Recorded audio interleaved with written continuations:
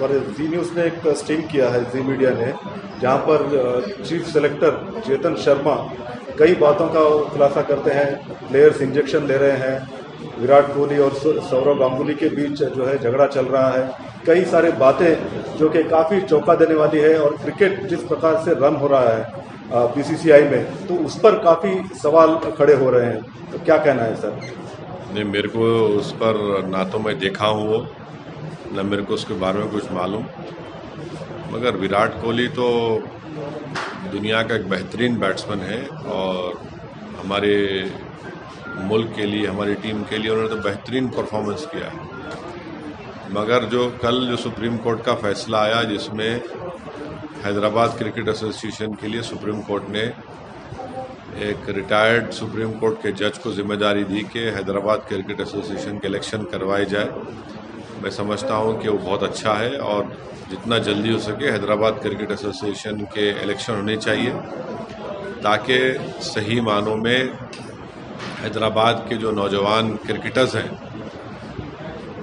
उनको उनके परफॉर्मेंस की बुनियाद पर जो उनके मौके नहीं मिल रहे थे और इलेक्शन हो जाएंगे, तो ये यकीन है कि जेन्यून मेरिटोरियस जो नौजवान बच्चे परफॉर्म कर रहे हैं उनको मौका मिलेगा और हैदराबाद की क्रिकेट की टीम को वो उरूज हासिल होगा, वो कामयाबी मिलेगी जो हमको माजी में पास में मिलती थी। सर, क्या आप समझते हैं कि बीसीसीआई को एक कंप्लीट ओवरहॉलिंग करना चाहिए जिस प्रकार से? ये मेरे को नहीं मालूम, ये मेरी फील्ड नहीं है, मैं इसका एक्सपर्ट नहीं। Sir, on the BBC issue, IT has been conducting searches today, second day. Allegation is that BBC involved in tax violation and transfer pricing rules violation. Your stand on it, sir? Well, I will go by with the statement of what the Editors Guild and the Press Club of India issued a statement. And I feel that those two statements are absolutely right. And freedom of press is very important for a functional democracy. And I hope that the BBC will not be pressurized, and the BBC will continue to show the truth. Do you see political vendetta as being alleged by other opposition leaders that there are no raids or searches on Adani, but the BBC office is attacked because they went ahead with a documentary on the Prime Minister? Well, when it suited BJP during emergency, their leaders used to praise BBC. And in fact, now the leaders have quoted in his book that he used to listen to BBC radio while in jail in emergency, and then tell his BJP, then Jan Sangh or whatever party they belong to, about what is happening in India. So now we see that these raids are happening. But I am sure that the BBC will continue to show the truth to the people. The timing is absolutely wrong, and that is why the Press Club and the Editors Guild have issued a right statement about condemning these raids. JDU के जो MLC है उन्होंने भी एक बात कही कि 30% आरक्षण मुसलमानों को दिया जाना चाहिए सेना में, ताकि खासकर पाकिस्तान से जो टेररिज्म हो रहा है उसका वो जो है सामना कर सके। लोहा लोहे को काटता है, इसलिए 30% आरक्षण दिया जाए। क्या आप इससे सहमत है? क्या कहना चाहते हैं? मैं स्टेटमेंट सुनाने मेरे को नहीं मालूम, आप बोल रहे तो मैं सुन रहा हूँ। अब कोई पॉलिटिकल पार्टी का आदमी बोला तो उस पार्टी के प्रेसिडेंट को रिएक्ट करने की जरूरत है, मुझे रिएक्ट करने की जरूरत नहीं है। उनका पार्टी का प्रेसिडेंट तो बिहार के मुख्यमंत्री हैं, उनको बताना चाहिए कि वो क्या बोलेंगे इस बारे में। Sir, Agra Governor Abdul Nazir's appointment has also kicked up a storm. Do you see it's a justified move?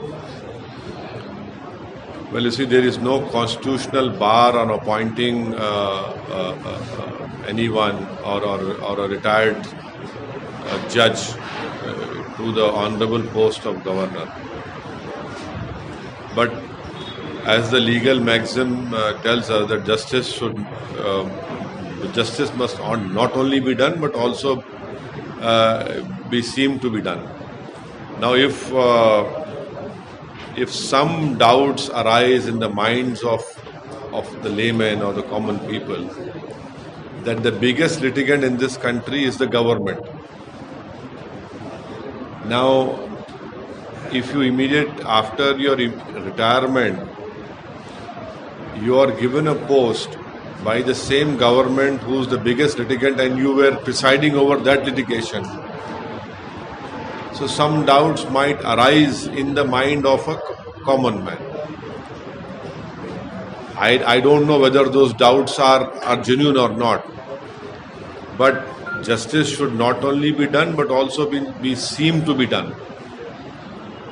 So these doubts should not have arisen, So, and then if there's such doubts, I don't know whether they are genuine or not, but then this will lead to so many questions in the future. I don't know why the Honorable retired judge has accepted this post, because as a judge he was given a house and every facilities. Now, I am reminded of what a late BJP leader had said when he was in opposition. He later on became the finance minister of our country, about post-retirement appointments. So it is for the BJP to answer this question. Sir, ये यहाँ की तेलंगाना की बात करें तो हाल ही में अकबरुद्दीन ओवैसी आपके MLA ने कहा असेंबली में कि 50 सीटों पे हम करेंगे, तो ये लग रहा था कि एमआईएम और टीआरएस जो कि एक फ्रेंडली अलायंस है तो उनके बीच में दरार आ गई। तो क्या वाकई एआईएमआईएम तेलंगाना में ज़्यादा सीट्स कॉन्टेस्ट करेंगी और अपना जो वर्चस्व बढ़ाएगी? अकबरुद्दीन ओवैसी साहब ने ये कहा कि एमआईएम पार्टी इसका फैसला लेगी। हाँ, एमआईएम पार्टी इसका फैसला लेगी। तो अभी फैसला लेने का टाइम नहीं आया कि हम कितने सीट पे लड़ेंगे, कहाँ लड़ेंगे। जब सही वक्त आएगा उस वक्त इंशाल्लाह सही फैसला लिया जाएगा। तो क्या सही फैसला सर, सीट्स बढ़ेंगे या आप? वो सही वक्त आया ही नहीं तो अभी क्यों बताएंगे आपको? जब वक्त आएगा जब बताएंगे आपको। अभी क्या है, इतनी जल्दी क्या है आपको? अभी तो क्या है, आप कौन से फरवरी में है ना, इलेक्शन है, शुरू हो रहा ना सर, रनअप शुरू हो रहा है। जिस प्रकार से टेम्पर से देखने को मिल रहे हैं या पॉलिटिकल जो पोस्टरिंग शुरू हो गई है, क्या है चलते उसका कुछ भी नहीं है। जो सही वक्त आएगा सही फैसला इंशाल्लाह मजलिस इत्तेहादुल मुस्लिमीन वो सही फैसला लेंगे। अच्छा, ये अर्शद मुरादी ने जो कहा कि मनु ने जिस तरह से कहा कि एडम में जो है वर्शिप ओम को किया, तो ओम और अल्लाह एक ही है, इस पर आपने कभी नहीं, मेरे को नहीं मालूम, मगर मैं तो कई बार बोल चुका हूँ। ये सरजमीन हमारे बाबा आदम यहीं पर आए थे। मैं कई सालों से बोल रहा हूँ, अपना टेलीकास्ट भी किए थे उसको। तो वो मौलाना जो फरमाए हैं वो मेरे को नहीं मालूम, मौलाना खुद उसकी वजाहत दे सकते हैं।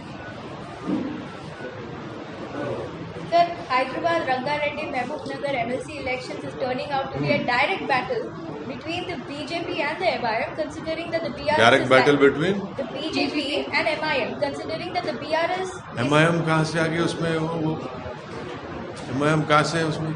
जाफरी साहब, नहीं, वो तो लोकल बॉडी से है। वो MLC. हाँ, एमएलसी लोकल बॉडी से है वो। Yes. बट वो तो उसमें local body of Hyderabad, not of महबूब नगर और Rangareddy. okay. Local body of Hyderabad only. So that is turning out to be a fight between BJP, MIM, Congress, considering that the BRS is likely to support you again. No, these are all mere speculations. I cannot comment on it because the MLC election is only for the local body related to GHMC only. The other is for what? Teachers, I think so. Teachers of from 3 districts. So that is different. This is different. लेकिन आपकी दोस्ती कैसे है अभी, क्योंकि आप KTR साहब से एक तरफ मिल रहे हैं, दूसरी तरफ केसीआर जो है असेंबली में कांग्रेस की तरफदारी करते हुए भी दिखे, तो आप कैसे एनालाइज कर रहे हैं? भाजपा तो साफ कह रही है कि लग रहा है कि बीआरएस और कांग्रेस के बीच में दोस्ती हो रही है। नहीं, मैं हमेशा चीफ मिनिस्टर की इज्जत करता था, इज्जत करता रहूँगा। और परसों असेंबली में जाकर मैं केटी रामाराव साहब से मुलाकात किया था, तो वो तो है, उसमें कोई डिनाई नहीं कर सकता कि आज तेलंगाना में जो डेवलपमेंट हुआ, जो तेलंगाना में हैदराबाद हो या फिर सॉफ्टवेयर इंडस्ट्री हो, पीने के पानी का जो मसला था, उसमें तो उन्होंने काम किया। इसमें तो कम लोग देखते हैं, तो यकीनन और काम करने की ज़रूरत है और हम उम्मीद करते हैं कि ये हुकूमत जो वादे आवाम से किए थे उसको पूरा करेगी, और यही हम लोग असेंबली में बोल रहे हैं, उठा रहे हैं। नहीं, बीआरएस और कांग्रेस की दोस्ती के बारे में भी अटकलें लग रही है। अरे वो आप कभी मेरे से पूछते कि आपकी दोस्ती है नहीं है, फिर आप उनसे पूछते कि उनसे नहीं अब ये अगर बीआरएस कांग्रेस से भी दोस्ती करेगी और एमआईएम से भी भाई दोस्ती करेगी तो देखिए मेरी दोस्ती की बात करिए आप, अब कोई दूसरे की दोस्ती हो रही नहीं हो रही, मेरे को उससे क्या करने का है। लेकिन वो अगर आप उनके समर्थन में नहीं है, कांग्रेस की तरफ नहीं खड़े हैं, तो कांग्रेस अगर बीआरएस के साथ है तब क्या आपकी दोस्ती बीआरएस? कांग्रेस कहाँ है? कांग्रेस कहाँ है? आप लोगों को खामखा बड़ी उम्मीद लगी हुई है कांग्रेस से, आप लोगों को कहाँ है कांग्रेस? कांग्रेस कहाँ है बताइए ना आप, कांग्रेस कहाँ है? उनके कई लीडर्स जो है वो अब एक पैर पे खड़े हुए हैं, इधर भागने उधर जाने के लिए। कांग्रेस कहाँ है? अब कांग्रेस को उनके लीडर निकले ना, वो क्या कर रहे हैं, वो हाथ जोड़ो, हाँ, अब वो लोगों को हाथ ही नहीं मिला रहा उनकी पार्टी में, लोग दूसरे से कर रहे हैं, वो कोशिश कर, अच्छा है, करना चाहिए कोशिश, उनको बहुत अच्छा है, करनी चाहिए। अब मैं क्यों किस पे दूसरी पार्टी पे कमेंट करना, कौन दोस्त हो रहा नहीं हो रहा। हम जिसको अपना दोस्त बोले दोस्त रहेंगे, जिससे हमारे को मुकाबला करना है मुकाबला करेंगे। But MIM's expansion plan in Telangana is something that you're considering seriously? Every political party wants to strengthen their party. It is a natural process. Every political party does it. इसमें क्या बुरी बात है? तो करेंगे, यानी सोचेंगे सही वक्त पे नहीं, सही ये फैसला भी लेंगे, सुनिए, हम नहीं, आगे बढ़ेंगे। सुनिए मेरी बात, नहीं तो आपको सिर्फ 7 सीटों की पार्टी। एक मिनट, यहाँ हम दारुसलाम में हफ्ते में 6 दिन बैठते, क्यों बैठते भाई? पब्लिक कोई पॉलिटिकल पार्टी का कोई एमएलए आपको कुछ ऑफिस ही नहीं है, हम लोग बैठते, क्यों बैठते भाई? हमारा एक पब्लिक से हमारा एक रिश्ता है, और हमारा मजलिस का जो रिश्ता है अवाम से, सियासी रिश्ता नहीं, एक रिश्ता है, सिर्फ पॉलिटिक्स करने के लिए नहीं बैठते हम लोग। हमारा जज्बा है, हम काम करेंगे, काम नहीं करना क्या? जनता का काम करना है। ऐसे जैसा ये दफ्तर है वैसे पूरे डिस्ट्रिक्टों में भी दफ्तर। अरे हम तो सबको, हमारे सब लोगों को, हमारे पार्टी के हर कॉर्पोरेटर को बोलते हैं कि भाई आप जनता के अवाम के दरमियान में रहिए, उनका काम करिए। मगर आप लोगों को बहुत जल्दी है, इलेक्शन दिसंबर में होगा ना, अभी से आप लोग बोल रहे हैं तैयारी में रहेंगे। तैयारी से शुरू अरे करिए। अब आप लोग बोलो हम तैयार नहीं है क्या? अच्छा, हम ही तो तैयार, दूसरे तैयारी के लिए तैयारी करते, हम तो तैयार बैठे हुए। तैयार है कि हाँ। आगे ज्यादा सीट्स कॉन्टेस्ट बिल्कुल, दूल्हा तैयार है, हमेशा फिक्र मत करिए आप। ज्यादा सीट कंटेस्टेड नहीं करेंगे नहीं करेंगे वो पार्टी फैसला करेंगे, अभी से कैसा बोलेंगे आप लोगों को? क्योंकि दूसरे राज्यों में भी आप अपना विस्तार कर रहे हैं, तो इसीलिए अब ये उठा है कि हैदराबाद और खासकर तेलंगाना में सिर्फ हैदराबाद या इन इलाकों में क्यों अपने आप को पूरा विस्तार क्यों नहीं करेंगे? अभी टाइम आने दीजिए, बताएंगे आपको, टाइम आने दीजिए बताएंगे, इतना जल्दी क्या है उसमें? यहाँ पर बहुत से पार्टियां हैं, सब है, भी जब अभी तो टाइम ही नहीं आया उसका, कोई बात करने की जरूरत ही नहीं है, और आप खामखा गलतफहमी पैदा करना चाह रहे हैं। आप क्यों गलतफहमी पैदा करना चाह रहे नहीं मालूम आप लोग, मुझ में और सीएम में या दूसरों में। Thank you.